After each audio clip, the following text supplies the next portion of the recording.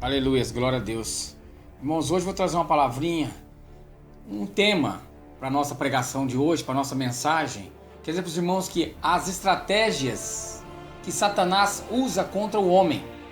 Vamos falar sobre algumas. O primeiro texto nos fala em Pedro 5:8. Sede sóbrios, vigiai, porque o diabo, vosso adversário, anda em derredor, bramando como leão, buscando a quem possa tragar. Então, irmãos, no texto que acabamos de ler, o apóstolo Pedro, irmãos, ele chama a nossa atenção a respeito do nosso adversário. O apóstolo nos alerta para sermos sóbrios, vigilantes, atentos, espertos e ficarmos de olho aberto quanto à astúcia, as estratégias de forma de operar do nosso inimigo. Tenho podido reparar que, de maneira geral, as igrejas, os pastores, têm se preocupado, irmãos, em ensinar as suas ovelhas a aprenderem como receber favores de Deus e de como alcançar prosperidade financeira, de como prosperar em seus negócios, enfim, de como receber de Deus. Mas temos deixado de ensinar as nossas ovelhas a reconhecer uma cilada do nosso inimigo, que é astuto, que é cheio de artimanhas. Ele gosta de ludibriar, enganar as pessoas para que ela possa chegar e tragar a vida da pessoa. Muitos têm uma visão errada sobre Satanás. Alguns pensam que o diabo é um ser totalmente inofensivo, como um leão velho e desdentado, ou uma serpente, irmãos, sem veneno. Há outros que acham que o diabo jamais pode oferecer qualquer ameaça ou perigo para o crente. Alguns pensam que a igreja está ilesa a todo o ataque do adversário. Nesta palavra vamos falar sobre o tema, as estratégias que Satanás usa contra o homem. Nós vamos ver quais são as estratégias, irmãos, e como podemos nos defender dela e alcançar a vitória. Eu quero dizer para os irmãos que ele faz com que as pessoas duvidem da sua existência. Quantas e quantas vezes eu ouço pessoas dizerem: o diabo não existe, isso é história, o diabo não existe inferno, o inferno é aqui mesmo. Essa estratégia está funcionando bem, pois enquanto as pessoas acham que ele não existe, ele vai trabalhando, irmãos, e vai afundando cada vez mais a pessoa.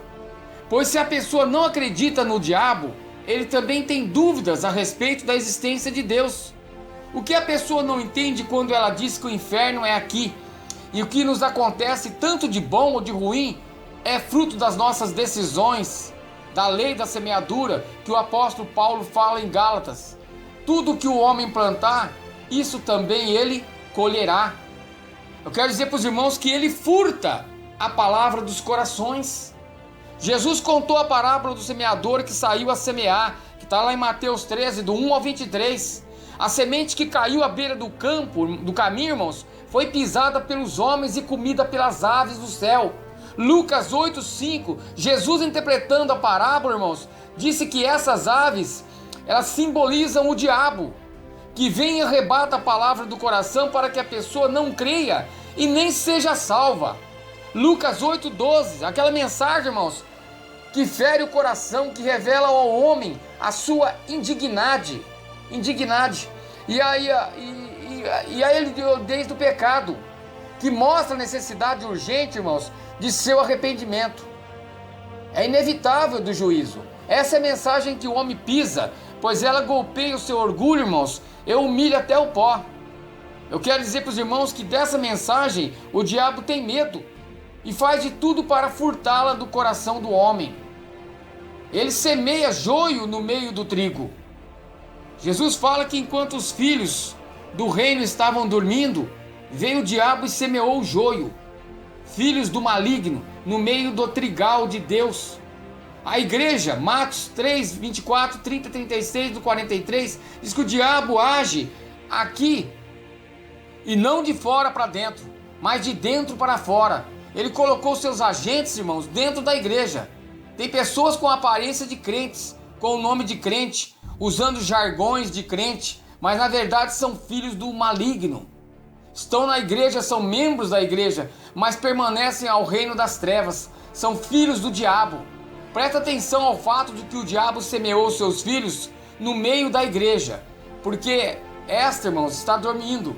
Enquanto a igreja dorme, o diabo trabalha. Eu quero dizer para os irmãos que também ele intercepta a resposta às orações dos santos. Daniel, vivendo na Babilônia, irmãos, sob o governo de Ciro, rei da Pérsia, ele estava orando e jejuando durante 21 dias. A Bíblia diz que Deus ouviu e deferiu a oração de Daniel desde o primeiro dia em que o profeta dirigiu aos céus a sua oração. Todavia, o anjo mensageiro que trazia a resposta ao profeta, ele foi interceptado no caminho. Foi preciso que o arcanjo Miguel saísse em ajuda ao anjo mensageiro para que Daniel recebesse a resposta. Nós provocamos, irmãos, grandes reações no reino espiritual quando nós colocamos de joelhos para orar. Eu quero dizer para os irmãos que o diabo treme quando vê um santo de joelhos. Quando a igreja ora, os céus se movem, o inferno treme e as coisas novas acontecem na terra. Nenhuma igreja pode estar preparada para a batalha espiritual se não tem uma vida de oração. Quero dizer para os irmãos que as orações são os mísseis que atiramos contra o arraial do inimigo, desarmando as suas ciladas e neutralizando as suas estratégias. Quando a igreja permanece na oração, os anjos de Deus se agitam nas regiões celestiais, irmãos, guerreando em nosso favor. Eu quero dizer para os irmãos que ele oprime pessoas com enfermidades. A Bíblia faz referência a algumas pessoas que o diabo oprimiu com enfermidade. É o caso de Jó, da mulher filha de Abrão, que andou encurvada 18 anos. Está em Lucas 13, 10 e 17. Com o espírito de enfermidade de outras pessoas com surdez, mudez e loucura. As pessoas que sofrem, irmãos, dessas enfermidades precisam ser libertas do jugo do diabo. Foi isso que Jesus fez com que aquela pobre mulher que andava cabisbaixas, irmão, durante 18 anos. Há pessoas que vivem debaixo de terrível cativeiro, de uma enfermidade provocada, irmãos, pela ação do maligno.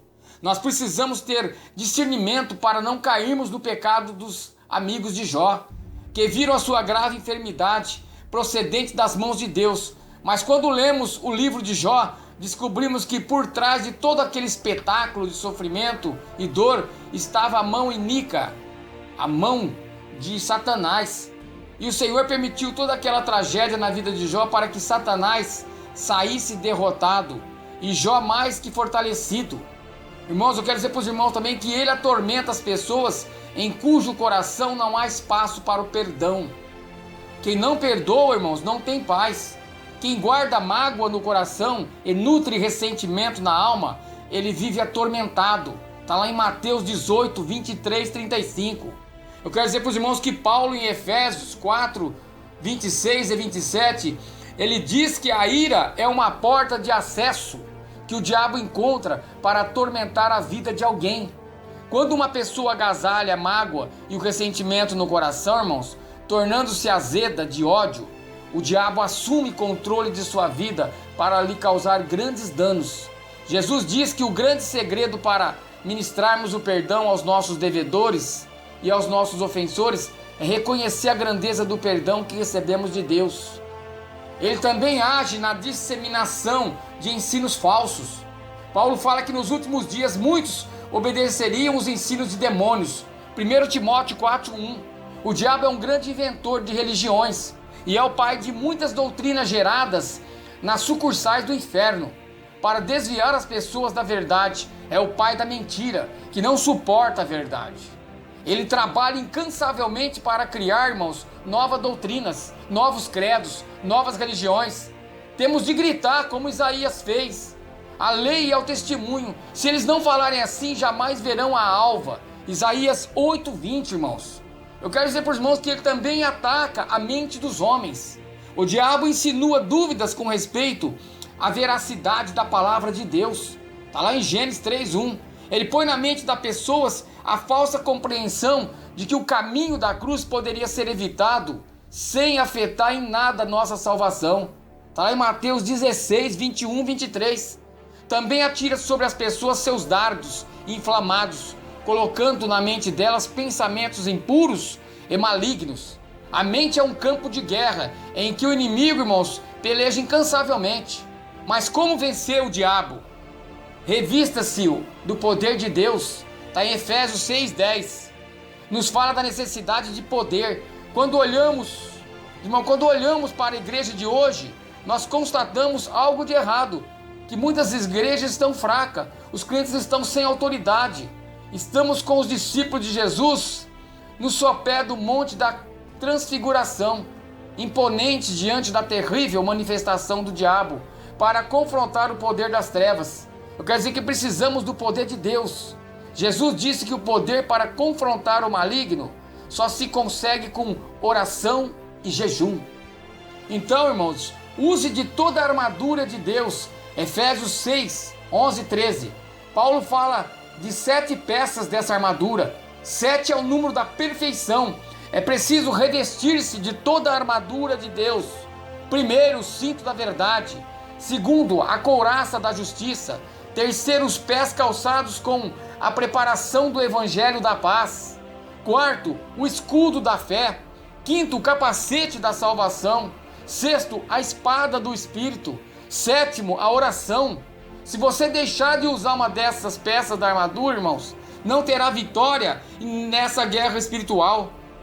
Outra palavra, mantenha vigilância constante. Efésios 6:11. Ficar firme contra as ciladas e ficar atento de olhos abertos, vigiando a todo instante e ficar de prontidão para o combate. Outra palavrinha, irmãos, que está no meu coração, não cede às pressões. Também está em Efésios 6:13. Se não estivermos atentos, corremos o risco de ficar revoltados e amargurados com Deus ao nos deparar com o dia mau. Precisamos ter discernimento para não cair nessa cilada do diabo. Não abra. Efésios 6:13 também nos fala, não abra a guarda depois de uma vitória. A nossa luta, irmãos, continuará até que o diabo seja lançado, irmãos, no lago do fogo. Enquanto aqui estivermos, viver e lutar, irmãos. Sejamos fortes para combater o inimigo. Louvado seja o nome do Senhor. Aleluias.